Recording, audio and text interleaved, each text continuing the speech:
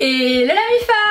Aujourd'hui on se retrouve pour une nouvelle vidéo et aujourd'hui on se retrouve pour parler des filles et pour parler de cul. Tout ce que les mecs ils aiment. Bref, comme vous avez vu le titre, aujourd'hui on va parler des préférences sexuelles féminines. Et pour ce faire, je vous ai partagé un formulaire qui est en fait un sondage sur mon Instagram. Voilà, si vous n'êtes toujours pas abonné, go me rejoindre sur Insta pour participer à mes prochaines vidéos, pour remplir les formulaires, pour voir ma tête, pour me poser vos questions sur vos amours, pour tout plein de choses. Donc allez me follow sur Insta, c'est important les gars. Mais bref, je vous avais balancé ça en story en vous disant que c'était anonyme et en vous demandant de le remplir. Et j'ai eu beaucoup de réponses. Chez les filles, il y a presque 4000 réponses. Donc je suis déjà ultra contente. Merci d'avoir participé autant pour qu'enfin on se retrouve en vidéo pour en parler les gars. On va en parler. Franchement, dimanche je vous ai fait la vidéo les préférences sexuelles masculines. D'ailleurs allez la voir, elle est assez drôle en plus. Et j'ai appris tellement de choses, j'ai été tellement choquée que là je me dis pour les filles, je sens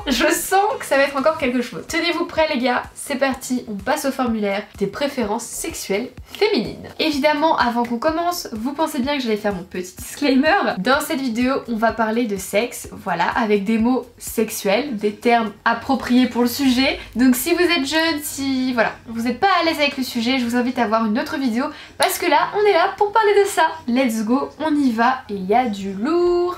Alors, évidemment, la première question pour commencer un bon sondage, c'est quel âge avez-vous? Et les filles ont à presque 60% entre 15 et 18 ans. Et il y a quand même presque 20% de 20-23. Les 25 et plus sont un petit peu pas là, voilà. Évidemment, ma communauté Instagram est un peu plus jeune que ma communauté YouTube, donc ceci explique cela. Ensuite, la deuxième question que vous attendez tous, messieurs, à quelle fréquence vous masturbez-vous? Alors chez les gars, on a vu que c'était plusieurs fois par semaine. Et là, chez les filles, on est à 32,6% à plusieurs fois par semaine. Une fois par mois à presque 30%. Voilà, une fois par mois, c'est le jeudi du mois. Let's go! Il n'y a que 7% qui se masturbent tous les jours et encore moins qui se masturbent plusieurs fois par jour. Ensuite, la troisième question que j'ai demandé aux filles, c'est si la pornographie était obligatoire. Voilà, si elles en regardaient souvent quand elles pratiquaient le plaisir solitaire. Il n'y a que 9,1% qui ont répondu que la pornographie était obligatoire pour arriver à la jouissance, 54% qui ont mis de temps en temps nécessaire et 36,9% qui n'en regardent jamais. Et là on peut voir quand même la différence chez les garçons. Il y a beaucoup plus de filles qui n'en regardent jamais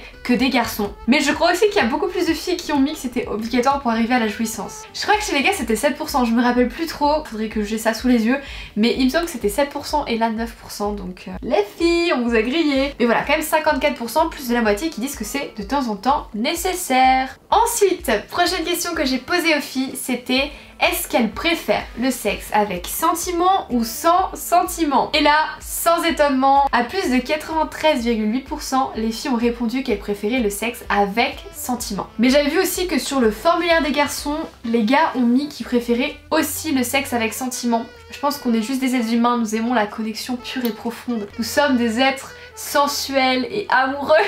Alors cette question excellente! J'avais fait chez les gars la levrette, mythe ou réalité, et on avait clairement vu que c'était une réalité. Et j'ai demandé aux filles le cunilingus, mythe ou réalité. Donc le 0 c'était non c'est nul, et le 5 c'était waouh c'est trop chouette. Bien, je vous résume ça très vite fait. Et là on peut voir qu'il y a plus de 33% qui ont mis 5 au cunilingus, qu'elles adoraient ça, contre 5,7% qui ont mis 0. Il y a une moyenne vers 3-4, voilà, c'est plutôt sympa.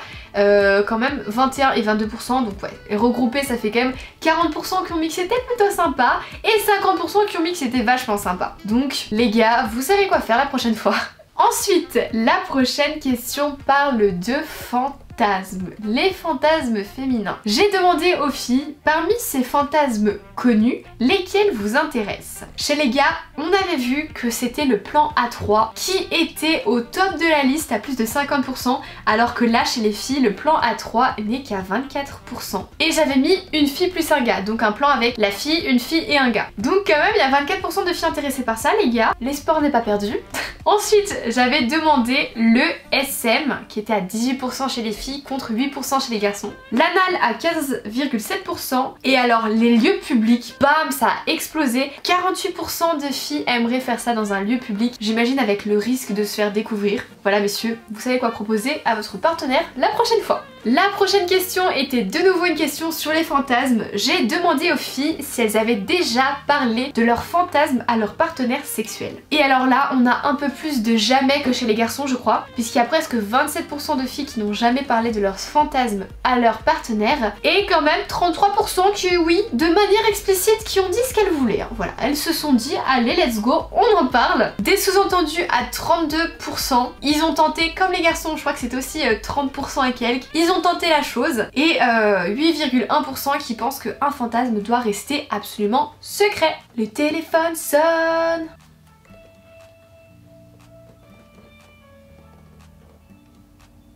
Ensuite, la prochaine question que j'ai posée aux filles, c'était quel est votre plus grand fantasme? Et j'ai l'impression que les fantasmes des filles sont beaucoup plus originaux que ceux des garçons.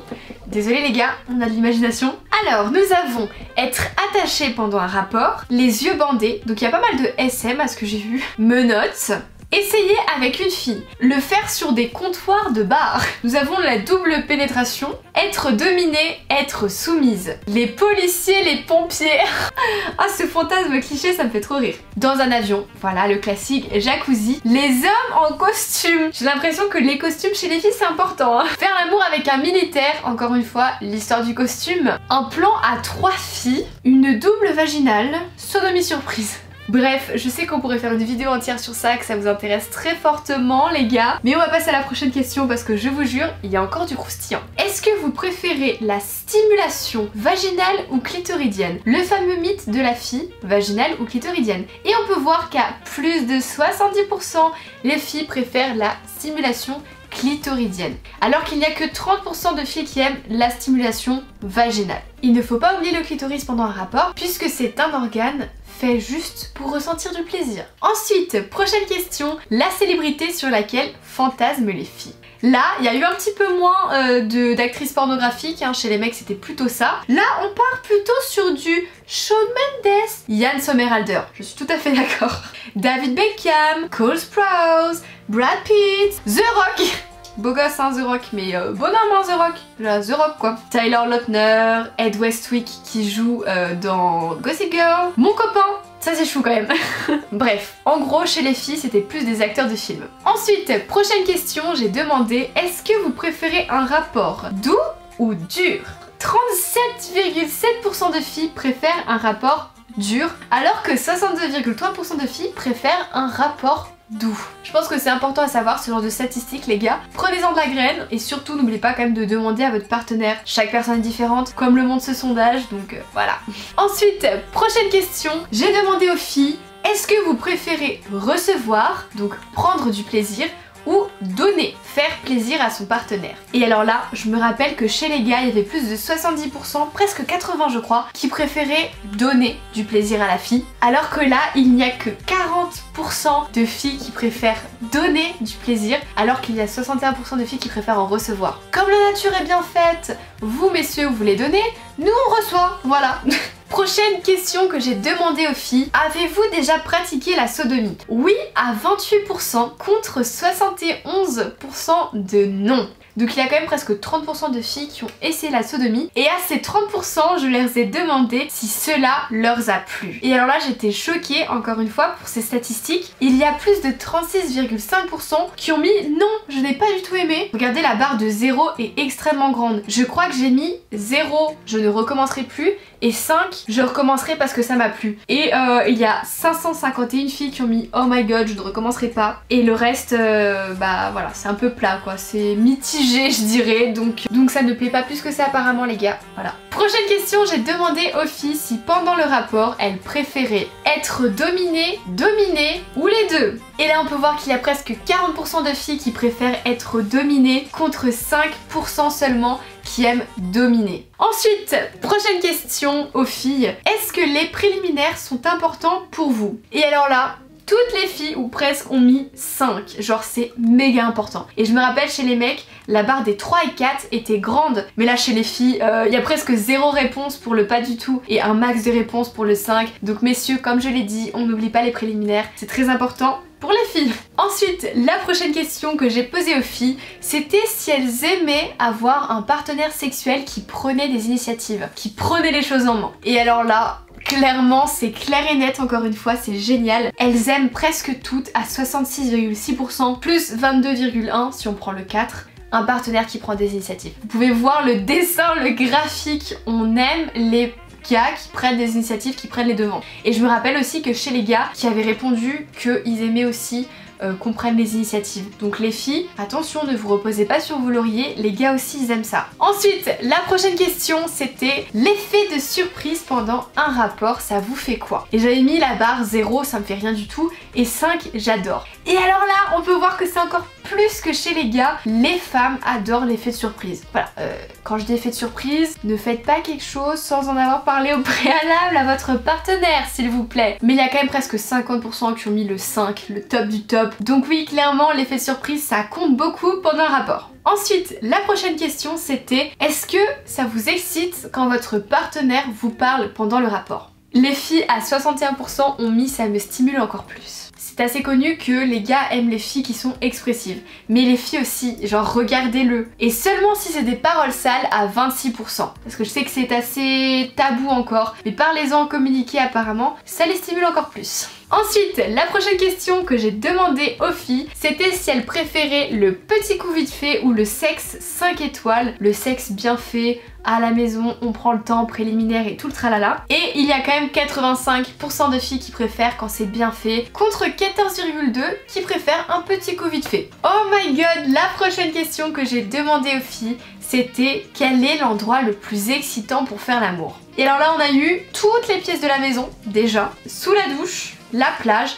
les lieux publics qui sont ressortis énormément. Un cinéma, salon, chambre d'hôtel, la plage est ressortie aussi énormément. Dans un bureau, dans un ascenseur, cabine d'essayage. Vraiment, tous les lieux publics ont été cités, donc voilà. Allez-y, faites-vous plaisir. Prochaine question que j'ai demandé aux filles, c'est si elles aimaient recevoir la fessée. Voilà, une fessée. Et c'est encore une fois très mitigé. On voit qu'il y en a beaucoup à 3. Il y a quand même 27% qui kiffent ça apparemment, que ça les excite. Vous voyez la barre du 5. Et il y a quand même 19% qui est quand même beaucoup, qui n'aiment pas ça du tout, qui ne veulent pas du tout avoir une fessée. Donc vraiment les gars, communiquez, vous voyez là, c'est un peu compliqué quoi. Ensuite, prochaine question. Est-ce que vous préférez un rapport à la lumière, dans le noir ou avec lumière tamisée? Évidemment, ce n'est pas étonnant, il y a presque 82% de filles qui ont mis qu'ils préféraient avoir un rapport avec une lumière tamisée, une bougie, une petite ambiance romantique. Tout à fait nous les filles. Et il y a plus de pourcentage de filles qui préfèrent le faire dans le noir qu'à la lumière. Et enfin la dernière question. Oh my god, question tant attendue, question très mitigée. Les sex toys, vous en pensez quoi? Je pense que c'est un petit peu faussé parce que j'ai pas demandé aux filles si elles avaient déjà utilisé un sex toys. Donc voilà, il y aura de tout, il y aura ceux qui n'ont pas utilisé et ceux qui ont utilisé. Et là, j'ai mis une échelle de 0 à 10. Là où ça remporte le plus de succès, c'est le numéro 5. Il y a 18,5% qui ont mis qu'elles aimaient bien, mais sans plus, voilà, que c'est entre les deux. C'est sympa, mais sans plus. Il n'y a que 11% qui ont mis le 10, donc qui ont mis le top du top par rapport aux sex toys. Et il y a 17% qui ont mis le 0, qui ont mis c'est inutile, voilà. Et mais j'imagine que celles qui ont mis un 5 entre les deux, c'était les neutres, c'était celles qui n'avaient pas tenté. Mais on peut voir qu'il y a pas mal de filles dans le 7 et le 8 quand même, qui ont dit que c'était sympa, mais pas non plus obligatoire. Du coup voilà la MIFA, la vidéo est terminée, j'espère qu'elle vous aura plu. Si vous avez trouvé cette vidéo utile, lâchez un pouce bleu et surtout venez me rejoindre sur Instagram, la MIFA. C'est là-bas que ça se passe pour participer à mes vidéos, pour que je vous raconte ma vie, que je vous montre mes découvertes, qu'on parle de cul, qu'on parle de toutes les choses sur l'amour. Et aussi c'est là-bas où je réponds à vos problèmes de cœur. Donc si vous avez un souci avec votre crush ou quoi, rejoignez-moi sur Instagram, envoyez-moi un message privé et je viens vous aider. N'hésitez pas à me dire en commentaire ce que vous pensez du formulaire, si vous êtes choqué, si vous avez appris quelque chose, si vous avez envie de dire quelque chose en plus. Voilà, balancez ça dans les commentaires. Et puis quand tout ça c'est fait, nous on se dit à vendredi pour une prochaine vidéo. En attendant, portez-vous bien la MIFA. Je vous fais des gros bisous.